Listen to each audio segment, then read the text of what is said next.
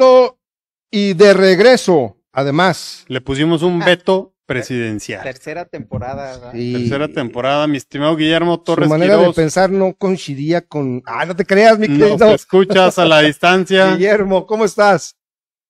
A ver, nada más no te escuchamos. Si quieres, quítale ahí el mute Préndele a tu micro, a tu compa. micro nada más, mi estimadísimo, para poder escucharte, porque no te escuchas por acá. Pero bueno, hay mucho que platicar. Está obviamente todo en boga el tema de la reforma. Listo, Ya te listo. escuchamos, compadre. Primero que nada, Sí, oye, me mandó un mensaje, mi estimado. Voy a ventilar nuestra relación privada por WhatsApp. Y si me lo permites, claro está.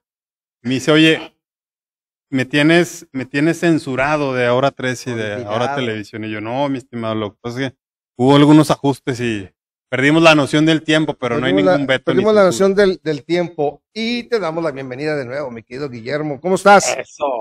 Bien, muy bien. Aquí andamos listos porque ha habido muchas cosas que han pasado en estos últimos días. Oye, el tema de la inseguridad acá por estos rumbos de Sinaloa, el tema del grito del presidente, nomás le faltó decir, ¡viva Guillermo Torres!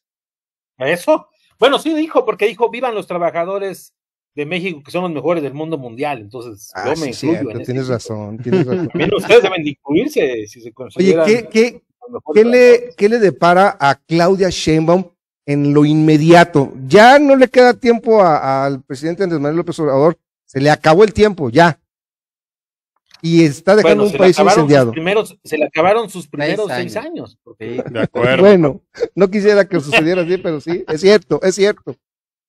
Porque pareciera que va por ahí el camino. Es decir, estamos viendo una serie de acciones que pareciera como si López Obrador hubiera entrado a la presidencia el día de ayer. Es decir, hemos visto una intensidad muy fuerte y hemos visto cómo, así como yo estaba vetado, pues la presidenta electa está silenciada, porque la vemos firmando, está dando al lado de la firma de esta reforma el 15, sin decir nada al lado del presidente. La vemos en el grito ahí en un balcón, la vemos que la acompaña el desfile militar, pero ella no dice nada, rompiendo muchas cosas, porque antes la costumbre era que una vez que fuera el presidente electo, después de su proceso electoral, pues casi siempre todos los reflectores iban hacia ahí, y no, con López Obrador ya hay una nostalgia por el poder muy fuerte, y estamos viendo cómo le está dejando varias bombas a Claudia Sheinbaum, la bomba de la reforma al Poder Judicial, las letras chiquitas del contrato, las leyes secundarias, le está dejando aparte sin dinero, sin recursos. Cada vez es más evidente que le va a entregar menos del 80% de lo que él recibió con Enrique Peña Nieto. Le está entregando además pues estas dificultades del tema de seguridad que se acaba de mencionar ahorita en el caso de Sinaloa y otras partes del país, el caso de Chiapas, por ejemplo, que es un caso terrible, la violencia y aparte el sexenio más violento de la historia. Es decir, estamos siendo testigos de cómo se están heredando problemas en lugar de grandes bondades, y bueno, todo parece indicar que el próximo 1 de octubre Claudia Sheinbaum va a comenzar a repetir los rituales, va a seguir con este tema de dar un mensaje en el Zócalo capitalino, de dar la conferencia mañanera y de decir que hay que aumentar más los apoyos para los programas sociales, las becas Benito Juárez, Jóvenes Construyendo el Futuro, bajar la edad para recibir el apoyo de las mujeres a partir de los 60 años. Estamos viendo ya una serie de acciones muy particulares que lo único que están haciendo es robustecer cómo está actualmente la administración. Y bueno, pues pareciera ¿Cómo ves, Memo, en ese sentido, perdón que te interrumpa, los primeros 100 días de Claudia Sheinbaum con base en este análisis y este resumen que tú bien haces?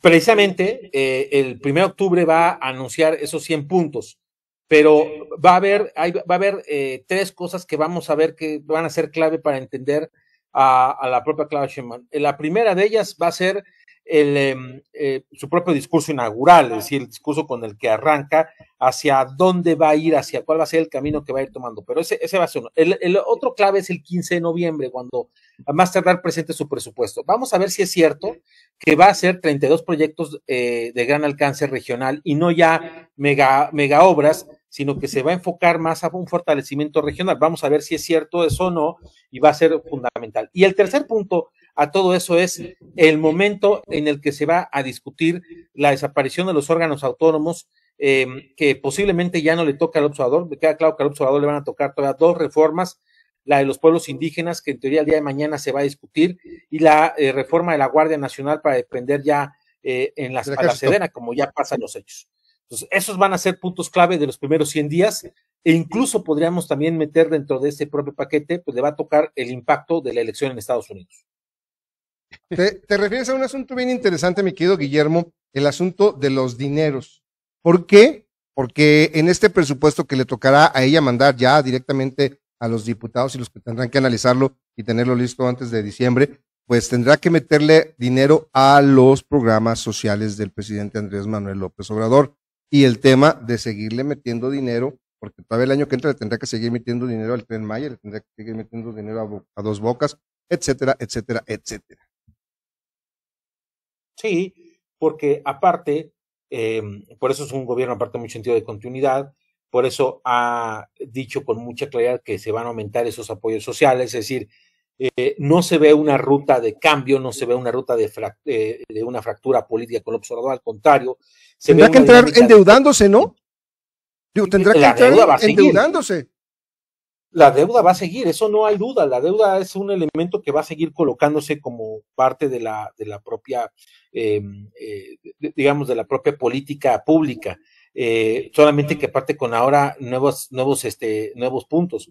Va creciendo el número de beneficiarios sociales, ahora están 28 millones, posiblemente el próximo año empecemos con ya 29,5 millones, y más si se van a cristalizar en la Constitución las becas Benito Juárez y otros, es decir, y aparte vienen nuevos programas sociales, también es otra realidad. Entonces, sí, el gasto va a seguir a todo lo que da, y las posibilidades de nuevos ingresos se van perdiendo, porque también hay que decirlo, que consecuencia de la reforma al Poder Judicial no se va a ver mañana, pero cuando empecemos a ver las primeras resoluciones de los nuevos jueces en septiembre del año pasado, en septiembre del próximo año, perdón, vamos a ver la realidad.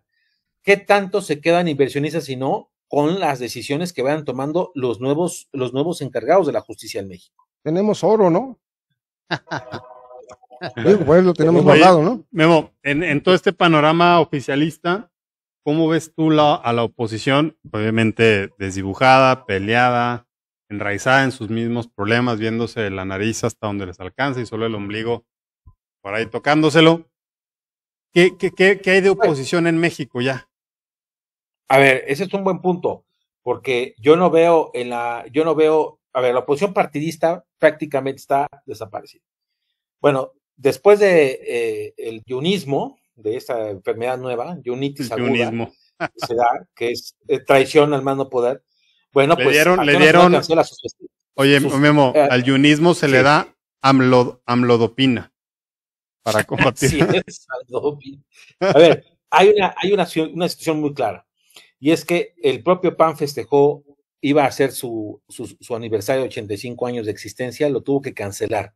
De ese es el tamaño de la crisis de Acción Nacional, que es una crisis de identidad. Es una crisis donde ellos nunca pensaron que el voto del traidor iba a venir de sus filas. Y bueno, ahora resulta que el líder moral es el PRI. ¿De veras no lo tenía previsto ni siquiera Marco Cortés? No, o sea, porque ahí demuestra la inocencia, la falta de oficio, colmillo político, de oficio. Se confiaron. Lo chamaqueó. A ver, si yo sé que, por ejemplo, el PRD pierde el registro, pues lo primero que hago es ganarme a los 2 senadores.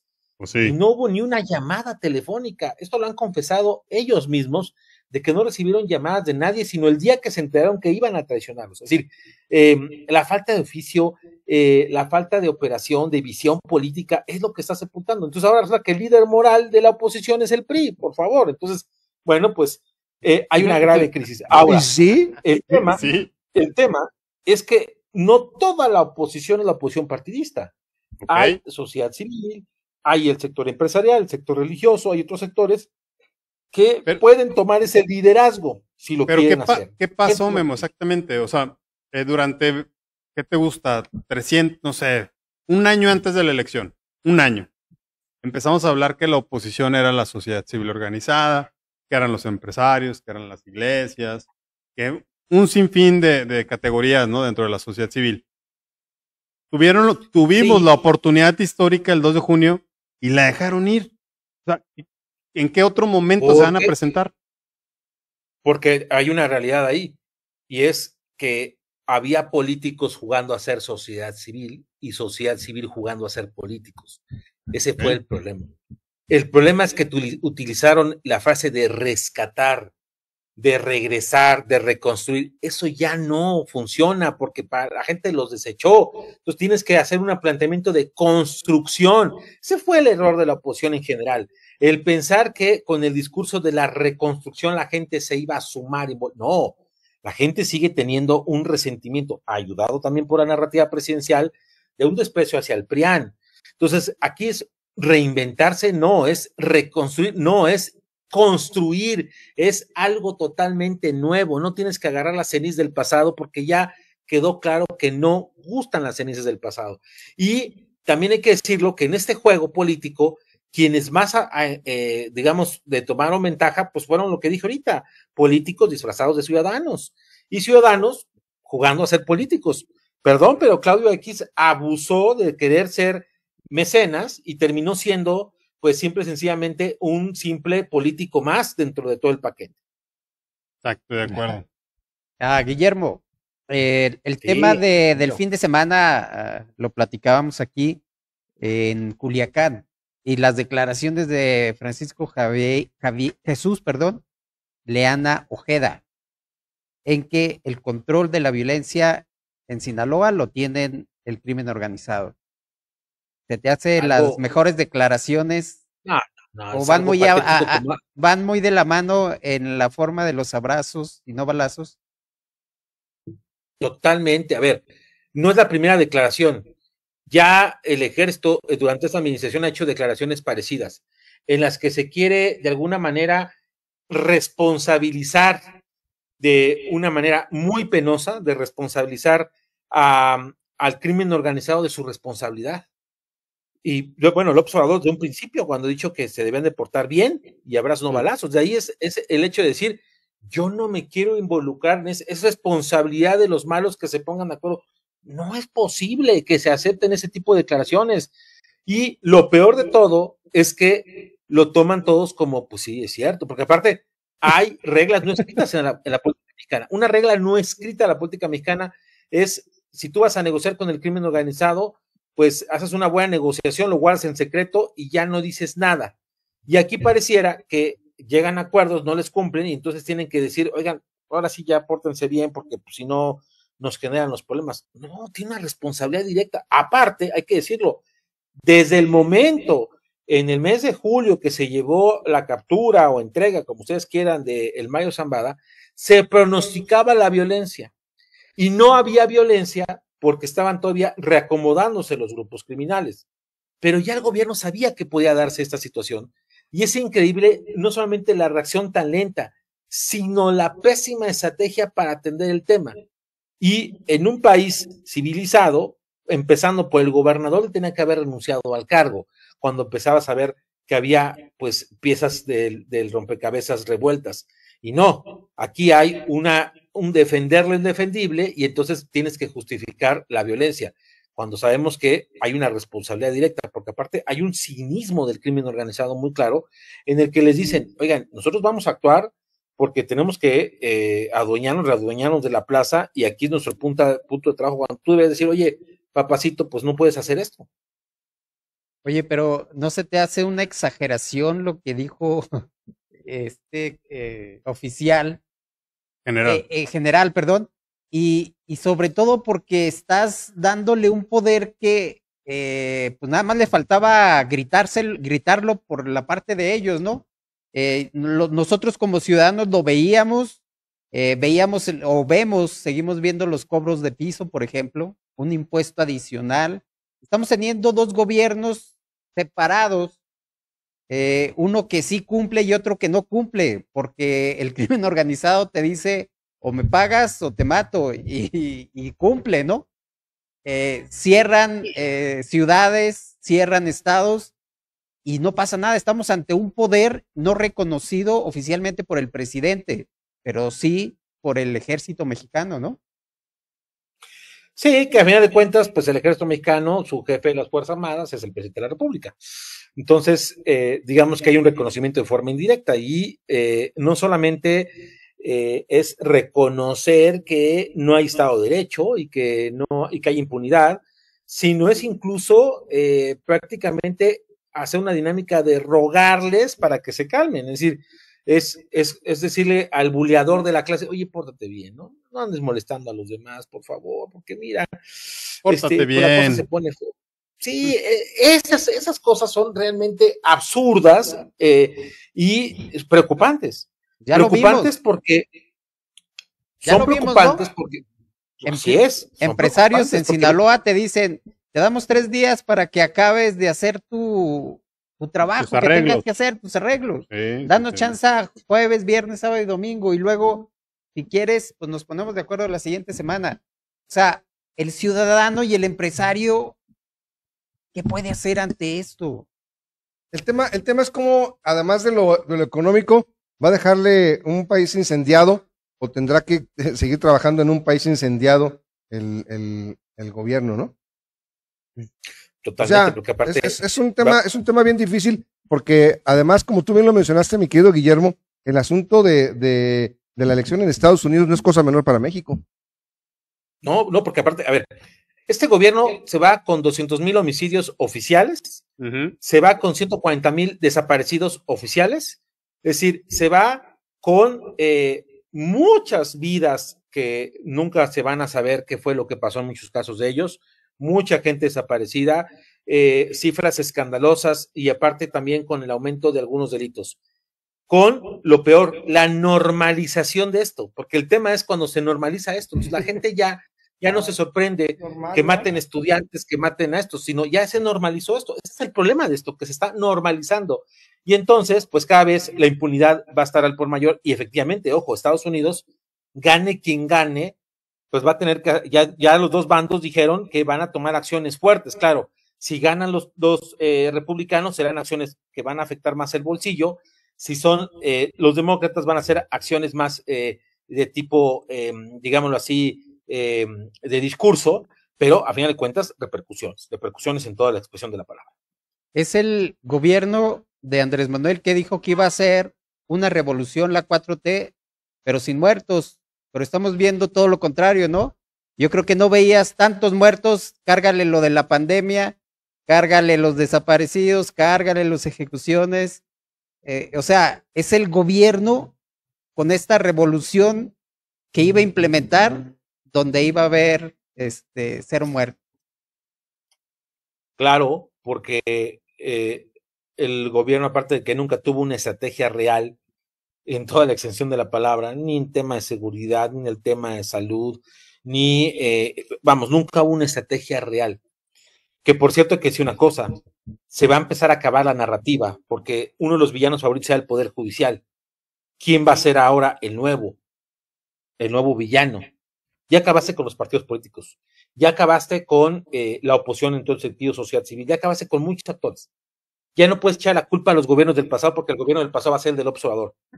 Van a tener que encontrar nuevos villanos. Estados Unidos se va a convertir en la narrativa en un posible nuevo villano, porque a alguien hay que responsabilizar de las cosas que están pasando. Eso va a ser un punto esencial para entender esta narrativa de todavía seguir diciendo constantemente que hay alguien que no quiere lograr que se consolide la cuarta transformación. Y entonces es cuando vas a necesitar voces como la del expresidente en ese momento, López Obrador, para que dé alguna señal de la importancia de ir unidos todos en su bloque político. Y esas son de las complicaciones que vamos a ver en el futuro inmediato. La cosa no es nada sencilla, y más cuando sabes que hay muchas cosas en juego. Estados Unidos está jugándose también el pellejo de su futuro económico. Sabe del avance de China, sabe que China coquetea con México, le puede meter el acelerador para irse de la mano con México o puede poner un freno y entonces también les va a afectar económicamente. Estamos en lo que podríamos llamar la tormenta perfecta y eso es algo que creo que, híjole, no quisiéramos como país que nos diera ese escenario. Interesante. Bueno, mi querido Guillermo, bienvenido de nuevo. Gracias. Gracias. Que no sin cortes. Ahora sí sin cortes, Guillermo. Déjate. Vale. ¿Qué te Hasta la costaba, próxima. Guillermo, arreglar esa computadora? Muy bien. Ya muy te echó bien. toda, ya te echó toda la culpa, me quedo Guillermo. Oye, gracias. Está bien. Nos escuchamos y ustedes, nos vemos que estén dentro de 8 días, si Dios quiere. Así es. Abrazo hasta la Ciudad de México. ¿Estás en México? Ciudad de México, ¿qué Ciudad andamos? de México. Excelente. Un abrazo. Hasta luego. Pues vamos.